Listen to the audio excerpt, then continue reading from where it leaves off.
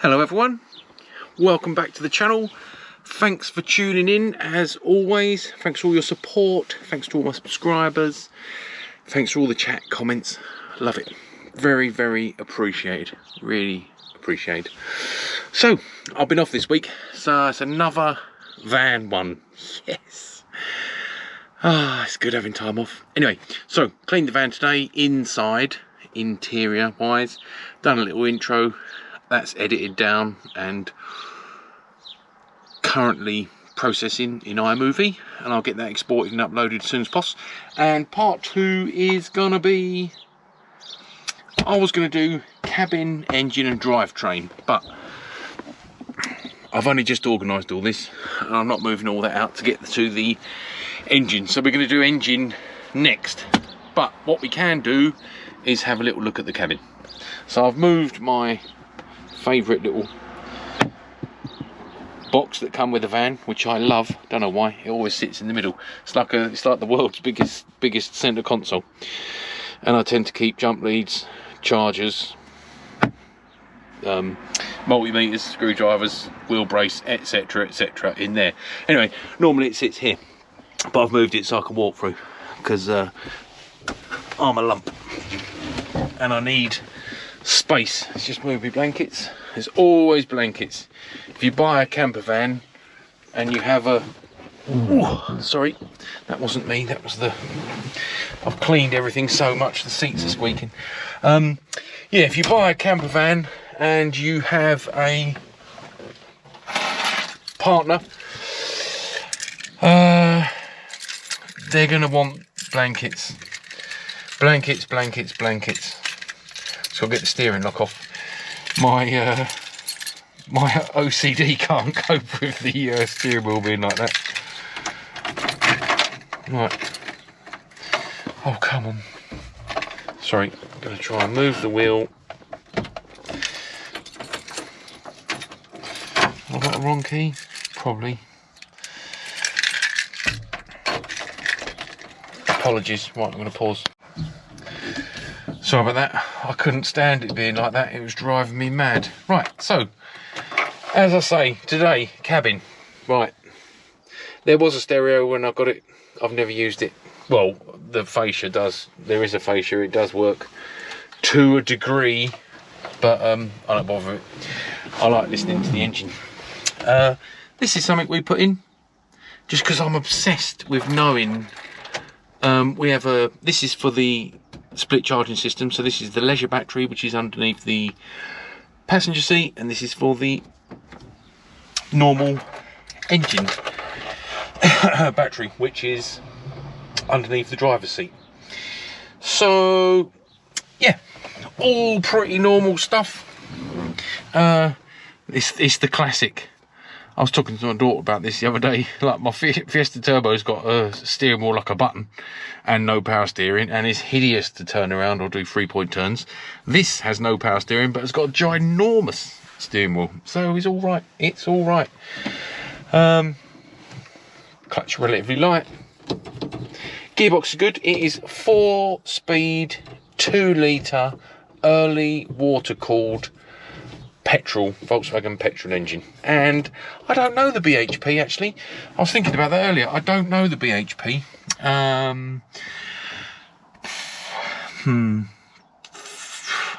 don't know. I'll have to Google that. 60 maybe.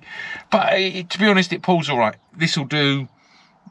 We tend to do 55. That's our sweet spot. She's just showing 37,838 miles, and dash wise, you know, it's all right. It's basic. It's what you expect. Right, let's see if we can fire her up. Shouldn't be too much drama. To be honest, I should have shut the back door actually, so we don't hear the exhaust. Maybe I can do that in a minute. To be honest, it has always been incredibly reliable. During the winter, it always sits under a, I'm just going to go and shut the back door. It always sits under a cover because I don't like getting it wet. Anyway, so as I say, right, that's that. Get it a bit quieter. I'm going to shut this skylight. Yeah, it always sits under a cover during the winter. As I say, because I don't like getting it wet, and we don't take it out in the winter very much. But it always starts really well. It drives lovely. It has been incredibly reliable. It's funny actually, I wasn't entirely sure whether to mention this, but my late stepfather was a mechanic, and whenever I'd said to him, oh, I wouldn't mind a camper van one day, he's like, oh, they're rubbish, they break down all the time. That just hasn't been the case with ours. I mean, when we first had it, it's just revving a bit high at the minute. I think there's the slow start. There we go. It's a little bit lazy. Sorry, the cold start is a little bit lazy, so it revs high while it's warming up, normal. I suppose it's got an auto choke because there's no choke inside, so it must have an auto choke. But for some reason, it won't drop off of fast idle naturally unless you blip the throttle, which is no drama really. But other than that, it doesn't have any sort of engine foibles as such. But yeah, we've probably let's say we do between 500 and 1,000 miles every year, and we've only ever had, I think, twice at the side of the road where it just didn't want to run, and it had this issue whereby it would just lose power and be a bit jerky and spluttery, and then if you had to change gear because you're in traffic or dip the clutch because you're in traffic, it did. Bad times. It was a weird one. Either you'd let it cool down, then it'd be fine, or you'd give it the utter Monty on the accelerator and then it would clear, and then blip it a couple of times, like really rev it to like 4,000 or 5,000 RPM. I guess it doesn't have a rev counter, and then it would clear. And our mechanic just recommended clearing out the carburetor. So literally, you just took the air filter off the top, and to gain access to it, put cloths around everything, and then dried it all out, sort of any excess petrol, and then just sprayed carb cleaner all inside the carburetor, which is fortunate because anything beyond that, like for example pulling it all apart, needles, jets, float bowls, things like that, is beyond my capabilities. Needless to say, going on from this little video series about the van, I do new clips on the curtains, fix cabinets, fix rock and roll bed. I'll do interior, repairing fabrics, and have used spray to remount some of the cloths in the cabin area, some of the carpet areas. But other than that, I pay someone to do the mechanics. We have a very, very good mechanic that does everything we need. I have put on Lanogod, that's about it. Terribly lazy, isn't it? So drivetrain.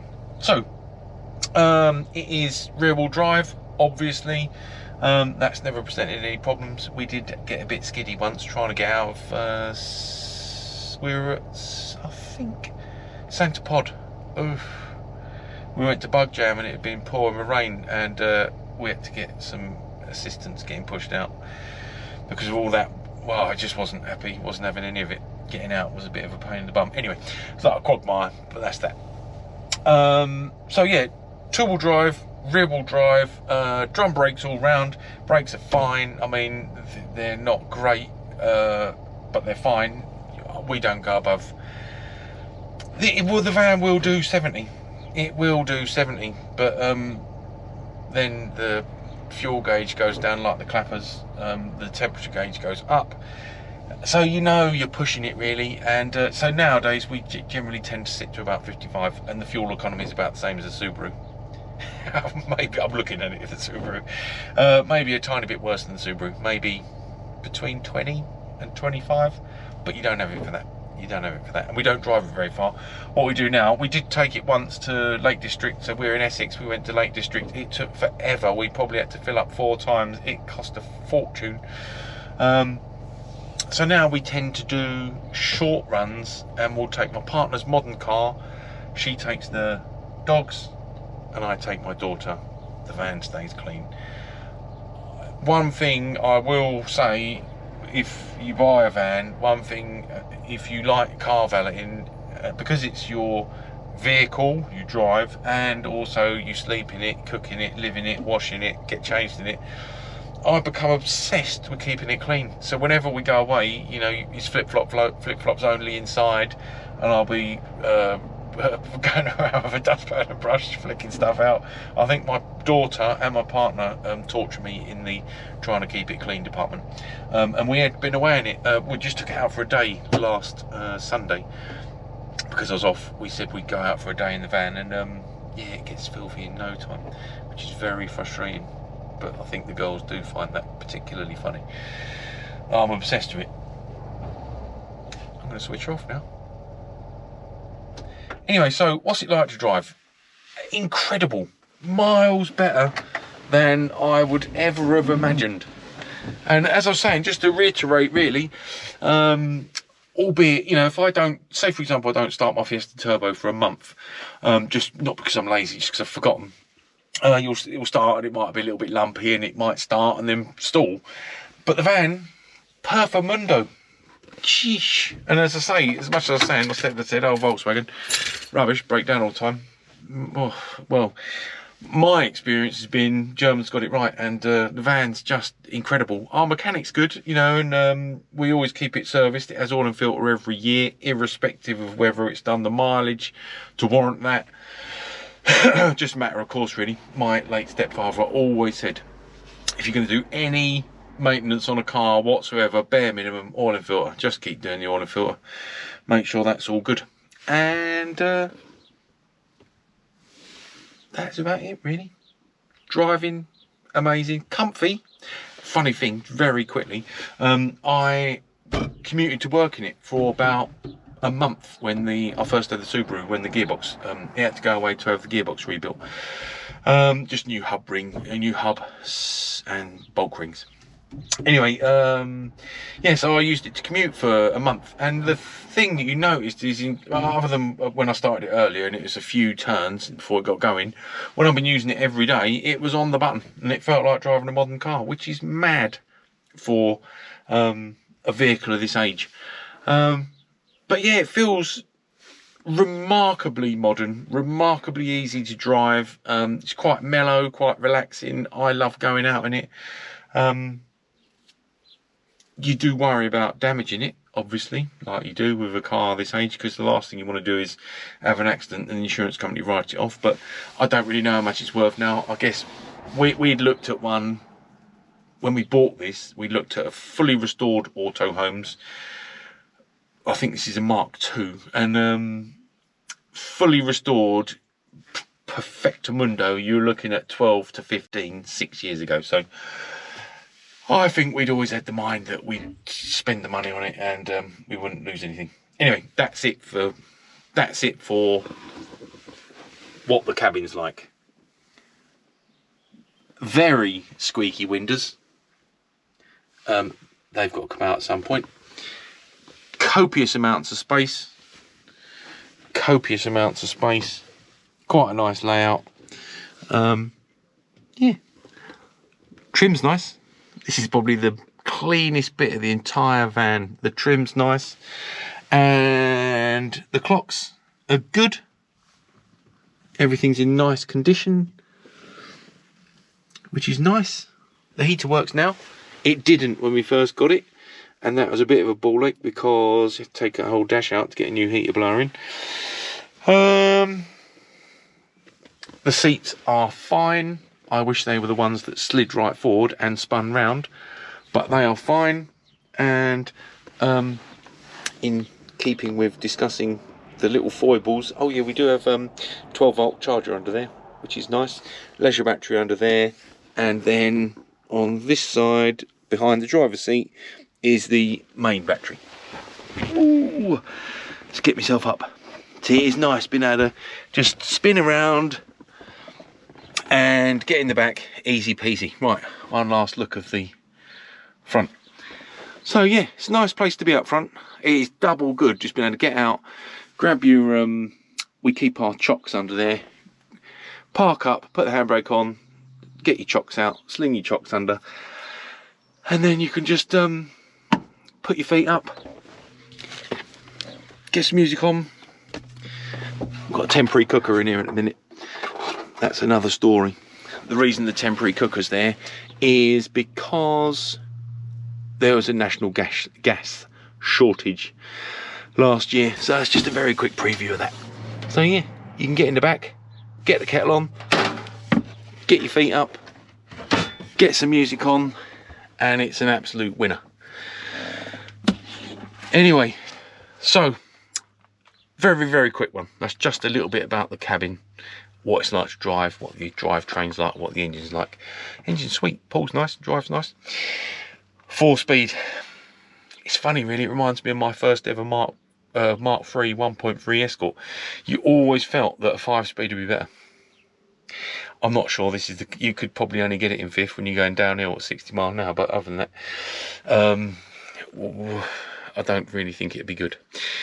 So I'll bail out all the stuff and we'll have a little look around the engine for my next video, and I'll tie that in with living area and accessories. So I'll get everything out and we'll go through all the cupboards, the fridge, the gas, the electrics, the split charging, the sink, the water tank, the rock and roll bed, and the drawers in the back, and engine layout and all that kind of stuff. All right, anyway, I'm quite enjoying that. I'm quite enjoying talking about this. There is loads to come, loads. Anyway, hope that's of some use. Hope you're enjoying the content. If you are, please consider hitting that subscribe button and also smash the bell button so you get notifications of when I post up new content. All right, thanks everyone, take care, bye bye.